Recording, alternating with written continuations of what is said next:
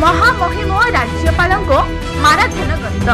बलांगीर जिला अंतर्गत खपराखोल झलियालिटी फुलकीमुंडा पंचायत उच्च विद्यालय खपराखोल स्थानीय गोष्ठी स्वास्थ्य केन्द्र तथा प्रमुख पर्यटन स्थली हरिशंकर गस्तरे महामहिम राज्यपाल रघुवर दास गस्त करथिले।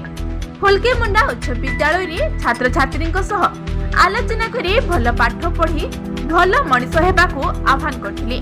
खपराखोल गोष्ठी स्वास्थ्य केन्द्र रे पहुंची आशाकर्मी एएनएम और डाक्तर मानक सह जन्म शिशुर किपरि जत्न नियाजे से विषय रे आलोचना करी स्वास्थ्य केन्द्र बुली देखिथिले। देशर अर्थनैतिक अभिवृद्धि रे महिला मानक भागीदारी थिबा बेले देश रे 80,000 स्वयं सहायक गोष्ठी विभिन्न काम करबा सह कृषि क्षेत्र रे भागीदारी बढ़थिबा कहिथिले।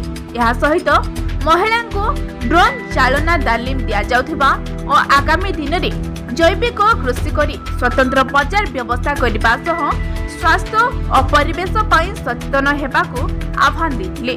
बलांगीर बालकृष्ण मिश्रଙ୍କ सह सत्यजित षडंगी रिपोर्ट कोरापुट प्रथम खबर।